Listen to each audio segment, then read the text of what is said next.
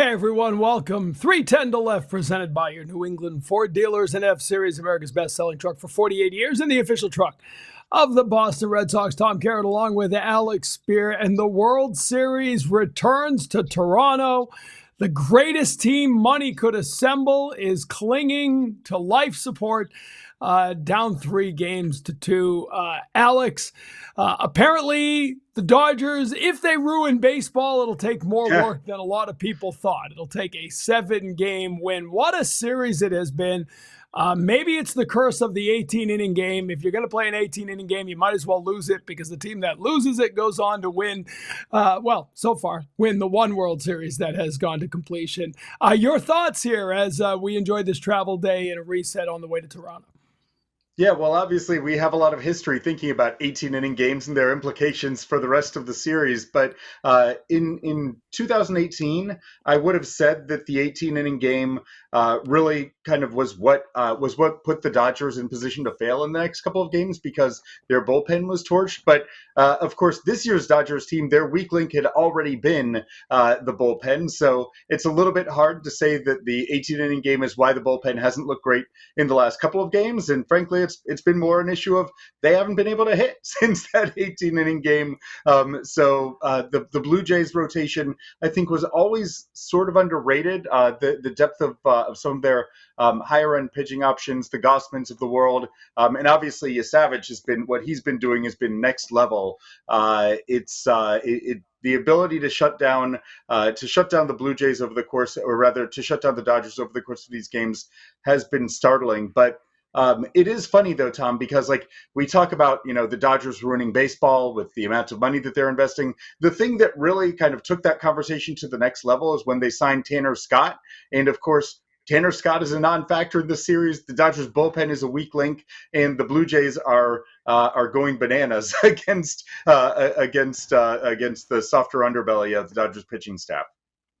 Yeah, it's fascinating. And by the way, I do want to apologize. We were having some technical difficulties at the beginning. We had this really impressive Sydney Sweeney pre-produced open, but we won't be able to show that for you. And I know that can be a little polarizing, so we won't get that. No, but it's interesting you talk about the bullpen, right? Kirby Yates isn't part of this. Tanner Scott isn't part of this. Blake Trinan hasn't been the same. It's just a reminder. You can throw as much money at a bullpen as you want. Past performance is no indicator of future performance. We have seen that time and time again from the bullpen, and that has clearly been, especially in those early couple of games, get to the bullpen, and you can do damage. And again, it happened last night. Blake Snell pitched well, but then once you got to that bullpen, you were kind of able to put the knockout blow in there. But bullpens are obviously mercurial at best. You can have a really good bullpen this year, bring everybody back, and that bullpen won't be good next year, or it will be. You just don't know. But Yusavage, I do want to talk about that real quick.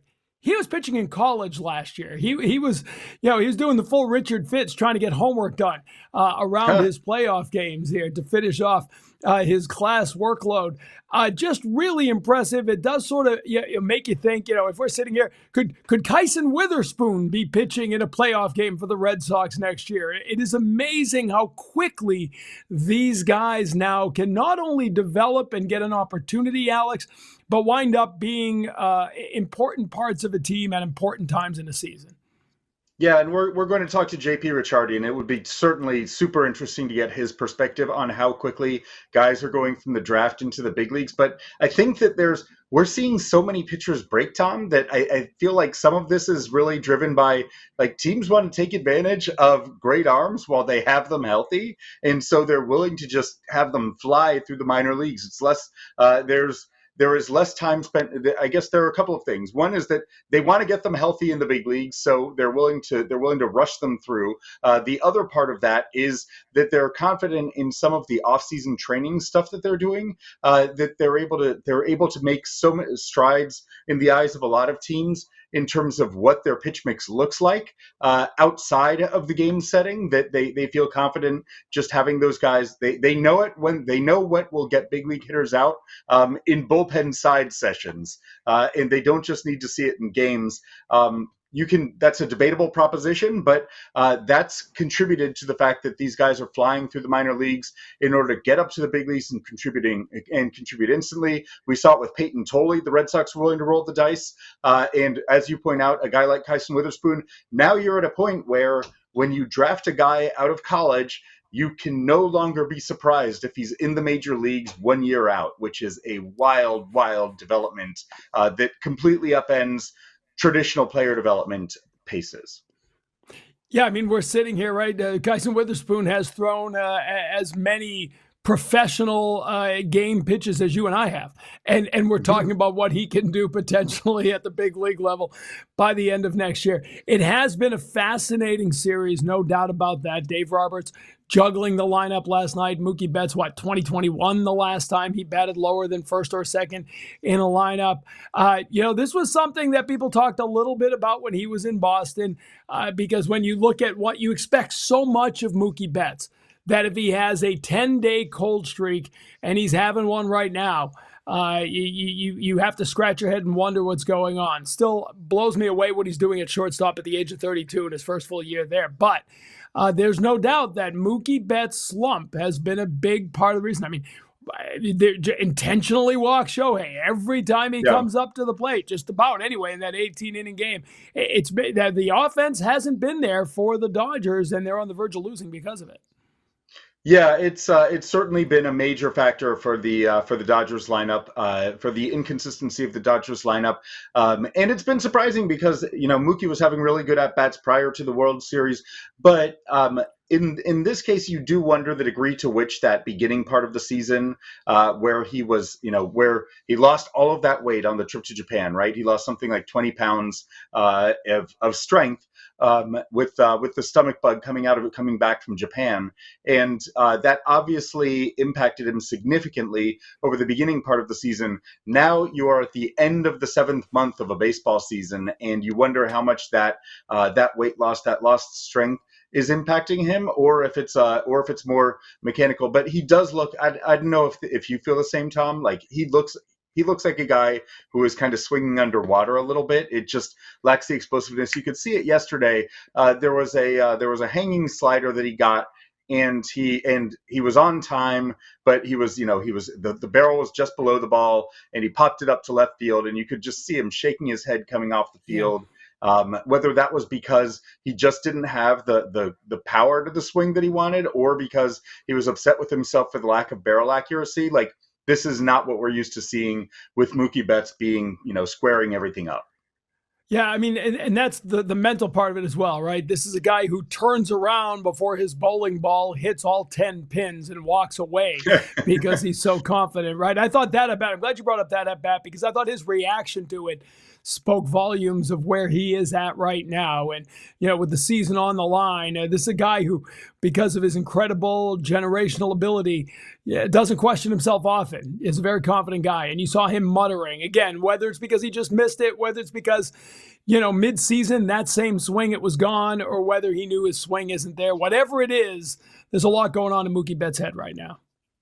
Yeah, and Dave Roberts talked about it after the game yesterday, saying that he hopes that having a day away from the game is going to offer him an opportunity to reset. But you can you sense and see the frustration, and he had been very much in the middle of the Dodgers' success in the first couple of rounds of the postseason, right? Like being whether it was the defensive execution and the wheel play, he had been driving in a lot of runs because Shohei was on base and Mookie was though not hitting for power, was just whacking singles and drawing critical walks, as we saw with against the Duran in the Duran at bat in the NLDS. But yeah, this is the Blue Jays feel very comfortable attacking him, and he hasn't been able to make them pay for it, and that has kind of upended the top of the Dodgers lineup right now. Dodgers have Yamamoto on the mound in Game 6, back-to-back complete games. Kurt Schilling, before he came to Boston and got in a truck and said, "I'm here to break a curse." That's the last time that's happened. You got to go back to 2001 when Schilling was a Diamondback. Kevin Gausman on the mound for Toronto. But Yamamoto, I mean, give them credit. We talk about spending money. You got to spend it wisely, and that was a very wise investment in Yamamoto, who has been here to deliver. Much like Shane Bieber being picked up at the trade deadline, he has paid off with these key postseason starts. Yamamoto's been the real deal. He's been incredible. It has been just mesmerizing to see the incredible command of such a diverse mix of pitches, with such a broad range of miles per hour. It's cool. It's like a harder throwing version of Chris Bassett for the Blue Jays with slightly better command. And Bassett is a really good pitcher, and Yamamoto does everything a little better than Bassett, and so that makes him a pretty great pitcher. It is just remarkable to watch the way that he slices up the strike zone. But yeah, you think about why they were willing to give him a record-setting contract for a pitcher. Garrett Cole, you made $324 million. Yoshinobu Yamamoto, $325. We are going to say that you are the most prized pitcher in baseball history, and that doesn't even count the luxury tax contributions nor the posting fee that the Dodgers paid on top of that. So we're talking about a guy in whom the Dodgers invested basically $500 million, something like that, in order to acquire his services. But he looked every bit the part of one of the best pitchers in the world over the course of these last couple of starts. And it is going to be really, really interesting to see how he's attacking again now that the Blue Jays have a little bit of familiarity in Game 6. It reminds me of the old Derek Sanderson contract with the Bruins, where there was a clause that he would be the highest paid professional athlete in the world. And the second year of his contract, some soccer player in Europe got a contract 3 or 4 times what he made, and his contract quadrupled in one offseason because he had to make $1 more than the soccer player. All right, good stuff. JP Ricciardi is going to join us. Great time for him to jump in, talk about this series, obviously. With us all season long with the Red Sox, but also former general manager of the Toronto Blue Jays. We'll talk about what's happening in this series, what it means to the Red Sox and to baseball, and what will happen in 6 to 7 days when free agency officially begins. All that coming up as we continue. On 310 to Left, presented by your New England Ford dealers and F-Series, America's best-selling truck for 48 years and the official truck of the Boston Red Sox. Back after this. 310 to Left is presented by your New England Ford dealers who've been taking everyone out to the ball game at Fenway Park for decades. Catch Ford next time you're at Fenway, including in the Ford Clubhouse, a full-service bar perfect for bringing your lineup together and for recording our live edition of 310 to Left. It's all brought to you by your New England Ford dealers and F-Series, America's best-selling trucks for 48 years and the official truck of the Boston Red Sox.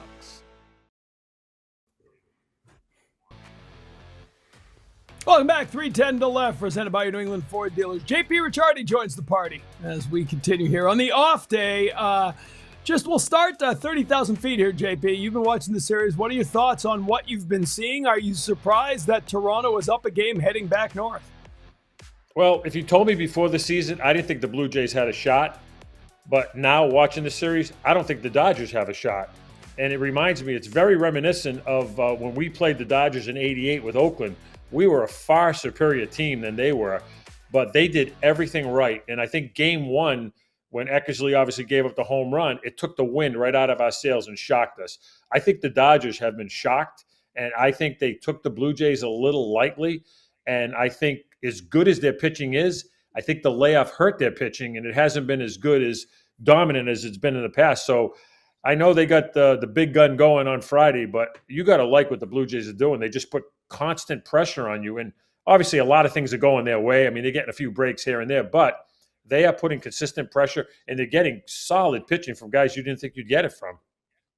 Yeah, well, JP, before the break, we were talking about Yusavage and what we're seeing from him. It is so incredible to watch the level of execution that he's had, how the Dodgers simply haven't been able to make any sense of that pitch mix, right? Like that splitter slider combination where they're both, they're both it's a really vertical game from that high arm slot, 12 punch outs, no walks for a guy who's in his first professional season.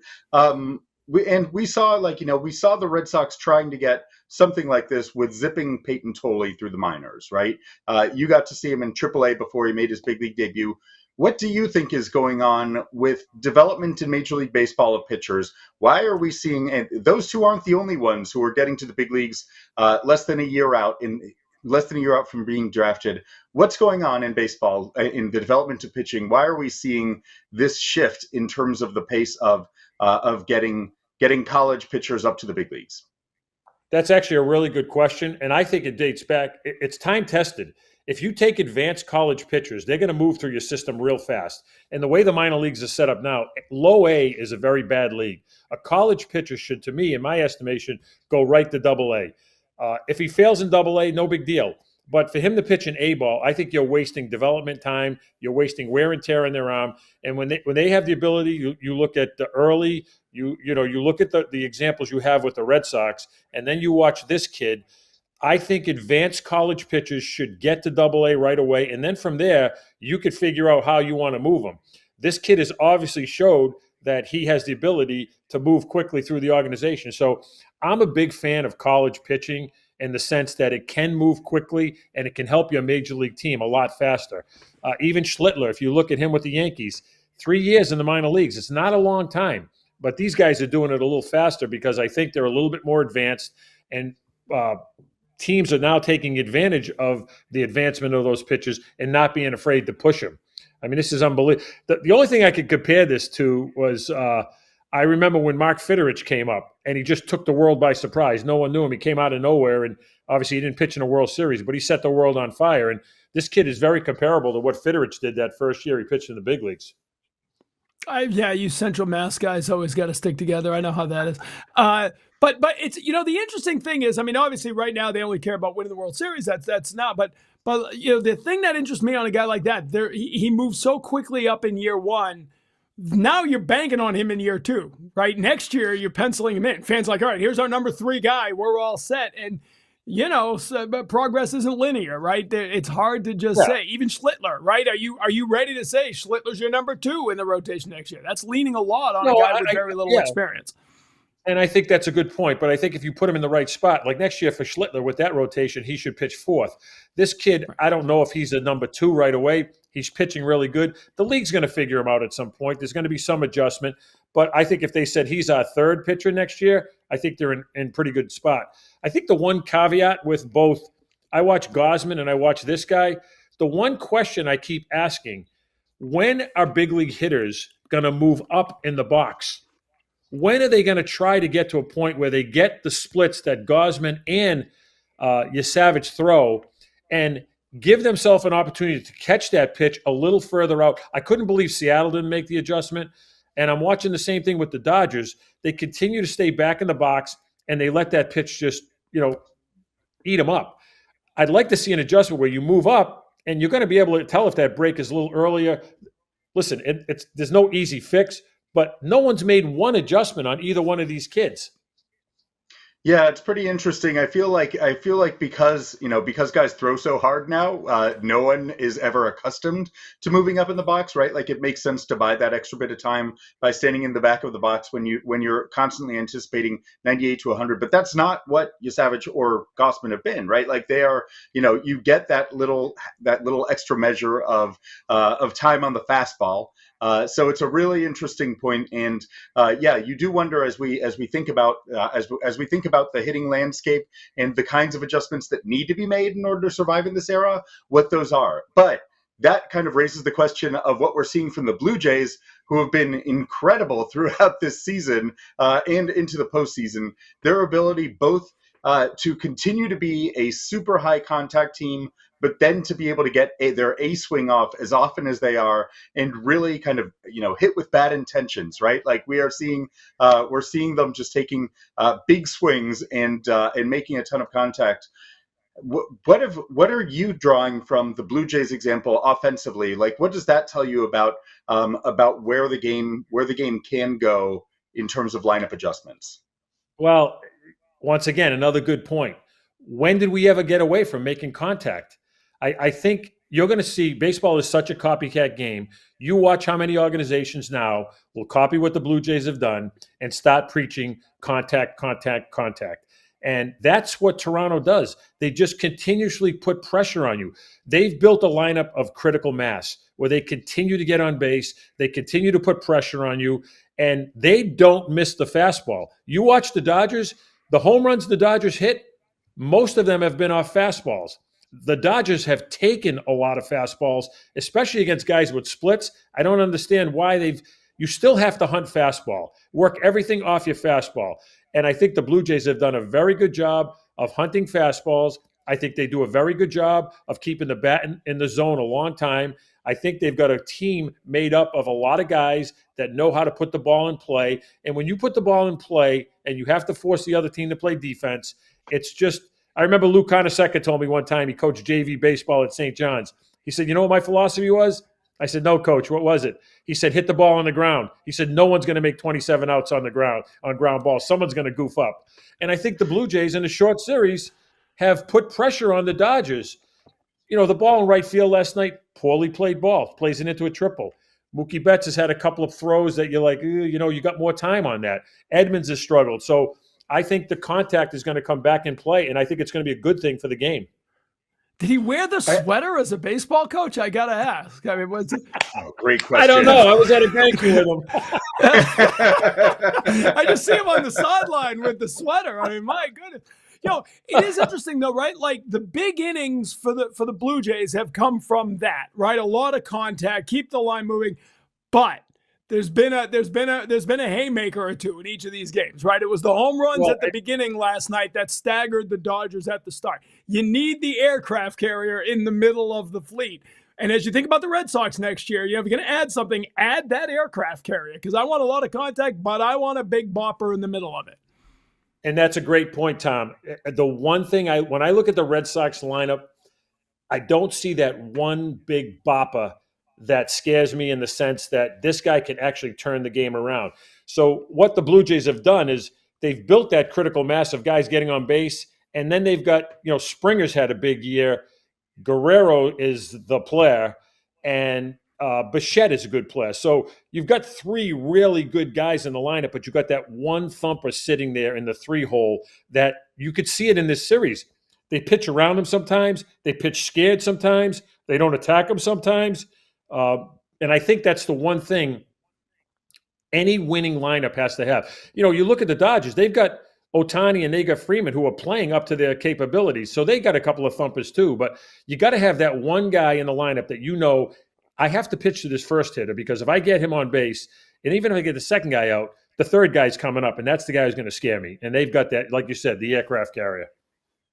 Which, of course, loops back to a conversation that we had many podcast episodes ago when the Red Sox had that guy, right? Like, it was amazing to watch how opposing teams, everything that they did was predicated on where's Rafael Devers and how are we going to attack Rafael Devers. And he was not, Roman Anthony was spectacular. I think that we can all agree that what he was able to do as a rookie was pretty extraordinary. And the power was starting to come at the end, but he had not yet emerged as that guy who was going to be the constant home run threat, the one who was going to be able to, the one who you would say, oh, key moment, he's going to go deep. Where do you think about going if you're the Red Sox in terms of finding that? Alonso is a guy who has a lot of whiff to his game, even though he has huge right-handed power that would obviously play well on Lansdowne Street and off the Citgo sign. You have Kyle Tucker in this year's class.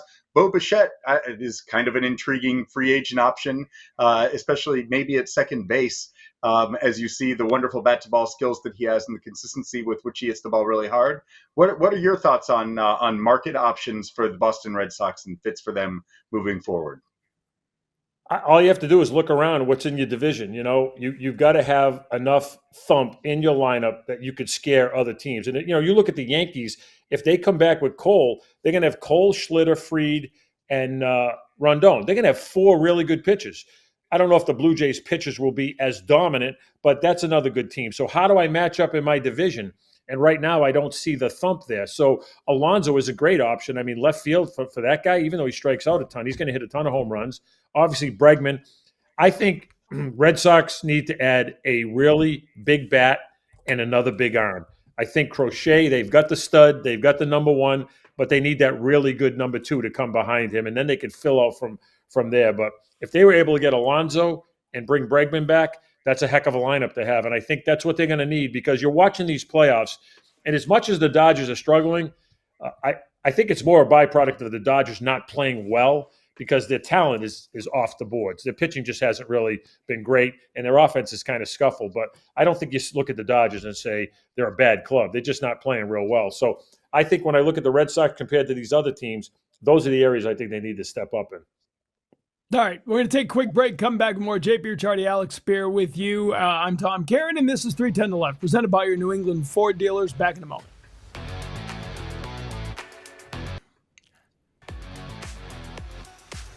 And we're back here continuing on 310 to Left with 1 or 2 games remaining in the World Series. We are right around the corner from the hot stove firing up. 5 days after the World Series, we'll know who has taken an opt-out, who has declined options, who are free agents. We know the Red Sox have 4 straight-out free agents coming. Rob Refsnyder, the only position player. Dustin May and Steven Matz both picked up at the trade deadline, and Justin Wilson, who was good for the Red Sox, out of the bullpen. They can all hit the free agent market now. Of course, the headline news for the Red Sox is going to be Alex Bregman. Everybody expects him to take the opt-out. The question is, what are the Red Sox willing to do to keep him? JP, if you look at the Red Sox, is it keep him at all costs? How important is it for the Red Sox to bring Alex Bregman back? I think he'd be a nice fit to bring back. The only concerns I have is now you're starting to get into that age where a little bit down the road, his physicality may come into question. I think if they really want to spend their money, I think a great fit with them would be Bichette. I think he'd be a really good guy to get. He's an excellent hitter. He's still in the prime of his career. I think you could play him at shortstop. You could play him at second base. I think you're bringing a quality offensive player into your organization. So for me, if I wasn't going to get Bregman at a number that fit for me and years that fit for me, I would put all my resources toward Bichette, because I think he's exactly the type of offensive guy that fits what you're trying to do. And he's still relatively young. Yeah, and obviously he has that right-handed swing, although he's more of a line drive hitter than he is a loft hitter. And so I do wonder whether or not he would be a home run hitter at Fenway, or whether or not he would be a guy who keeps the line moving. But especially when you saw him make that play to his right when he did play second base, it was like, oh, light bulb going off. That looked pretty good. It'd be all right at second base, I think. I think he's capable of doing everything Bregman's done. I mean, you're going to get a guy who's very similar to Bregman. He's going to get a lot of hits. There's very few 300 hitters left in baseball. He's one of them. There's very few guys with 200 hits in baseball, and he was probably on pace to get that until he got hurt. So it's a high contact, high average, and the more you make contact the way he does, he'll hit home runs. So when you're talking about trying to replicate what the Blue Jays are doing, this is the type of player that you bring in along with Roman Anthony and some of the other guys you have, and you start building that critical mass of putting pressure on other teams by having a lot of guys who grind out at bats. And don't forget, when you're watching this World Series, some of the pluses for the Blue Jays have been they've drawn walks because they've gotten deep in counts. And you think of Kirk having a 9-pitch at bat the other day, even though he made an out, he kind of drove the pitch count up. So I really like Bichette for these guys. I know Tucker's appealing because of the power, but I think Anthony's going to come into more power. I would try to go get more contact, more high average, more guys that move the line. I am interested. You've referred a couple of times to the idea of it being a copycat league, and everyone is going to want to do kind of tap into this magic of what the Blue Jays have been able to do throughout this season and through this postseason. How much does that inform front office conversations in an offseason? Like how much, as you are talking about from one year to another, will you actually talk about we saw this happening in the World Series or in the postseason? I really like that. I want to add more of that. Is that copycat phenomenon something that does go into team building? Oh, I think it's permeated through our league. You look at how everybody's evaluated now. I mean, everybody thinks the same. There's very few teams that think outside the box. So everybody's kind of thinking the old Pat Gillick's question. If everybody's thinking the same, who's got the edge?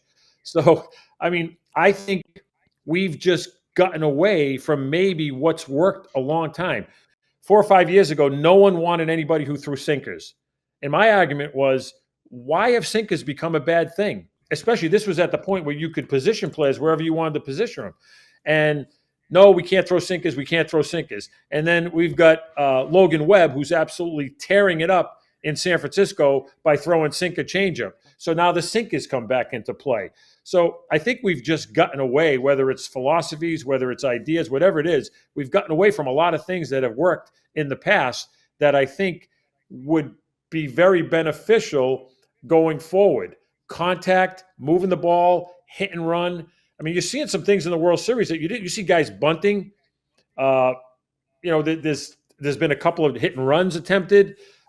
So I think a little bit of that small ball, not that you want to live by it because I don't think that's sustainable, but I think the more we get guys putting pressure on pitchers is the way to go. I don't understand when it ever got out of play. Well, speaking on the pitching side, Lucas Giolito is the interesting one for the Red Sox, right? A mutual option that will certainly not be activated. But what about the qualifying offer, right? $22.05 million. Red Sox did it with Nick Pivetta last year. Pivetta worked out. He worked out fine for him, and the Red Sox got the pick because of it. Alex, where do you think the Red Sox are? Where's their head at as far as Giolito? Yeah, my guess is that that qualifying offer is awfully appealing, and I don't know, JP, I don't know if you feel the same way, but there's almost no bad 1-year contract, right? Like if you're willing to, Pivetta was coming off of an injured season last year, and nonetheless they extended the qualifying offer to him based on what they thought the execution could be like. For me, I was looking at Lucas Giolito this year, super high level of execution, and this was in his first year back from an unhealthy season. So I think that there's probably going to be more in there as long as you're comfortable with the medicals and where they were at the end of the season. Then being able to extend that qualifying offer, and either you get a draft pick out of it or you get a guy who's a pretty valuable addition to a rotation for 1 year. I don't see how that can be a bad thing, so long as it doesn't preclude other moves. JP, what were your thoughts on Giolito and his potential value moving forward? Would you be comfortable with him on a 1-year deal? I think you summed it up really well. I think the 1-year deal, you know the player better than anybody else. So is he fragile? Did we get through this with glue and Band-Aids, or is he going to be good to come back? If he's good to come back, he's probably a fourth starter, but he post. I mean, Shane Bieber's nothing more than that right now, and that was a great pickup by them. You have to remember, and you guys know this better than anybody, it's 162 games. Very seldom is you're going to have 4 starters get you through 162 games. So if this guy can give you enough starts to continue to let the development of the Tolleys and the Earlys and guys like that, I like what they have behind Crochet from 3, 4, and 5. I would like to see them get a 2. I think a 2 would make them really, really one of the teams to beat in the American League East. But bringing Giolito back, I agree with you. A 1-year deal, as long as you check off the medical, I have no problem with that. I think it's a solid move. All right, so let's play this out, right? If you sign Bregman or something similar with that kind of money, 6 years, 180, whatever that's going to be, and you bring Giolito in on a qualifying offer, let's say he takes it. I know only Nick Martinez was the only guy who took one last year, so there's no guarantee that he will. But let's say he took it. You're probably at 250, give or take, right? Your payroll is, and now you're talking about, you still got to add number 2. You want to add a big bopper. How do you do that? JP, clearly some of this is going to have to be trades, but not necessarily just trade for talent. You may need to trade to open up a little bit of space to be able to go find somebody you like. They've got a lot of flexibility. Durant is a marketable player. You can move him. I know he's not making big money. I said this last year, you guys, we have talked about this. I think the Red Sox are in an enviable position because they've got young players that people like. Obviously, you're not going to move Anthony. You're probably not going to move Meyer. And I would question how movable Meyer is really because of the injuries. I think people need to see him get healthy. But you've got other pieces that you might be able to move, and that's one way to go about it. But you have to look at the number 1 payroll team in baseball and the 5th payroll team in baseball are in the World Series. And I think if you go back and just look from 2010, if you want to go back that far, the top 10 teams in payroll are usually in the World Series. So at some point, the Red Sox are going to have to make the decision, do we want to go get X player, X player, X player, even though it drives up the price, but it's going to put us in a position to be a World Series contender. That's the big question. I think that's an ownership question. And I think last year ownership stepped up and did a lot of good things. And I think if they're looking at this feeling like we're not that far off, I think they have the capabilities of doing it.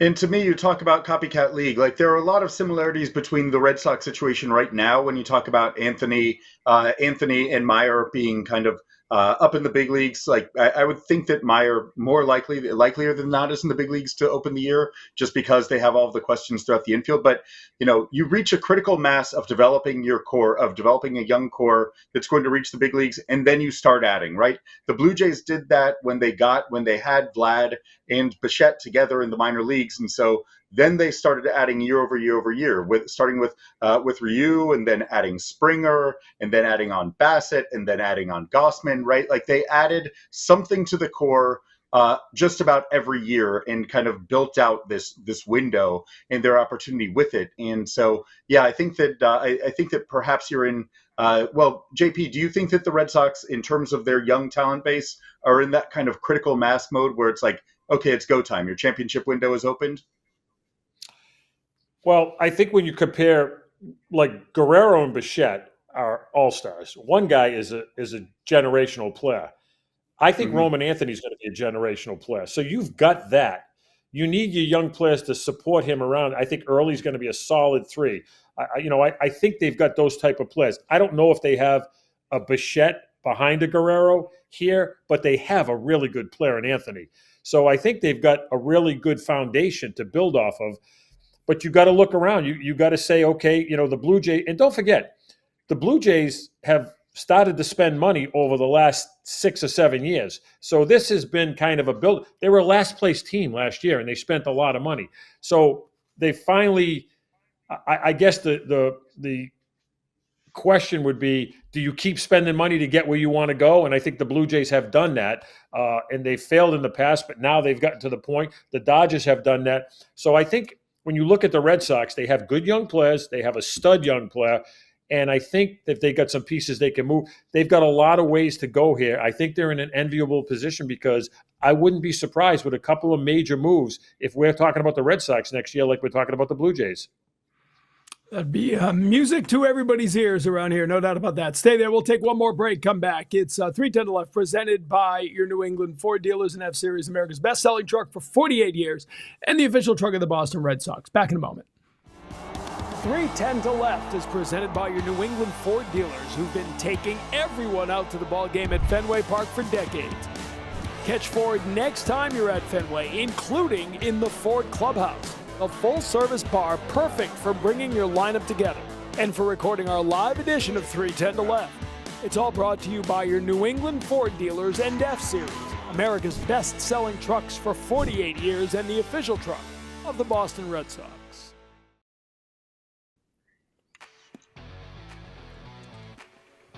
Welcome back, 310 to Left, as we roll on here. The World Series rolls on. And guys, been a lot of talk made about the ratings, the excitement, right? The global following of this. Obviously, all of Canada's on board. Everyone in Japan seems to be watching, but the numbers in the U.S. are up. Alex, it feels like there's some momentum here behind baseball again. The last couple of years, rule changes, the matchups you've had in the playoffs, it's kind of moving back in the right direction after so many years of hearing what's wrong with baseball. Baseball seems to be on a little bit of a heater right now. Yeah, and you have energized fan bases of teams that have been striving for something for a long time. Seattle, obviously there's a really good fan base in Detroit that was really behind this, right? Like there have been different teams that were all reaching for something. And then of course the LA market is just massive, massive, massive. But it's also been helped by the fact that we have already had six winner take all games in this postseason. And that's not just with the old wild card format where it was a one-game series, but this has instead been actual series leading up to this building drama getting to the ultimate game. So if we have a World Series Game 7, then that would be 7 winner-take-all games in one postseason. That would tie the record for the most. It's also been, generally speaking, a lot of high-intensity at-bats. It's been a great postseason, I think, in terms of just the drama unfolding across games. Well, You it's know, and also, let's not. yeah, go JP. I'm sorry, Tom. I'm sorry, but let's not forget. And this, just in my estimation, I'd love to hear what you guys think. We're watching the greatest player who's ever played this game, Otani. I mean, it's just unbelievable. It's almost like he's in a whole different stratosphere, and I think that people are gravitated to him, and Guerrero is not too far behind him. So you've got some really special players playing in this World Series. Yeah, it's a great point, right? We've talked for a long time about baseball not doing enough to market its greatest players, right? Like we've talked about, I felt like through most of Mike Trout's career, we've talked about how baseball doesn't do enough, or he doesn't do enough to make himself the superstar he should be. Well, it's happening now because Otani doesn't have to. I mean, sure, he does a couple commercials, but he gets on base 9 times and then pitches the next day, right? It's incredible what he is doing, and those are the type of performances, A, that we've never seen before, but B, that will have even a sportscaster who doesn't care about baseball is going to be talking about this. It's good for the sport. The sport seems to be in a good place. So here we go. Let me bring in the dark clouds. Alex, roll your eyes because it's my obligatory work stoppage question. I've been through enough of these, and when we're in a year, so as we go into this offseason now, JP, and you were rising up with Oakland when the big work stoppage 94-95 happened. Does this impact this offseason? Are teams in the back of their mind thinking about the fact that even if there isn't a work stoppage, they don't know what the CBA will look like after next year? What will there be a cap? Will there be different restrictions we don't know about now? Does it start to impact the way teams think this offseason? Unfortunately, I think the answer is yes. Even though we ride this euphoria of what's going on and we all love baseball and we all love what's happening, then all of a sudden the wet blanket gets thrown and they start talking about contracts. They start talking about commitments. They start talking about work stoppage. And so if you just use Bregman for an example, if you sign him, he plays next year and then he has to sit out a year because of a work stoppage, which we all hope and pray does not happen. But that all comes into effect. And I think that the reality of the numbers and the money and the commitments will definitely come into effect.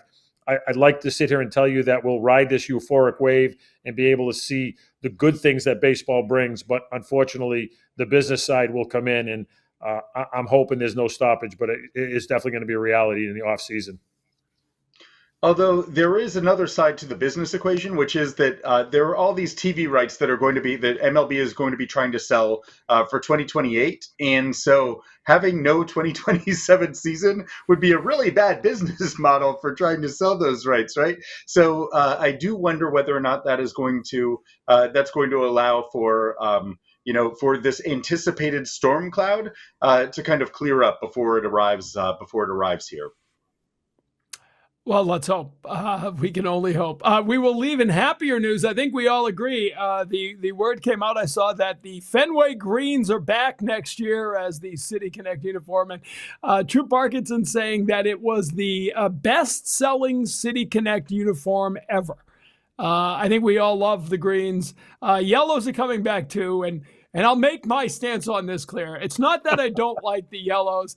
It's that every weekend home series feels like I'm opening a bag of Skittles. You get green on Friday, you get yellow on Saturday, you finally get to white on Sunday. Maybe that'll be the same. I don't know about the days. But again, we talk about things that are good for baseball. There's a great example, right? I mean, I think the Fenway Greens and those, a lot of these City Connect uniforms have been really cool and really fun for fans.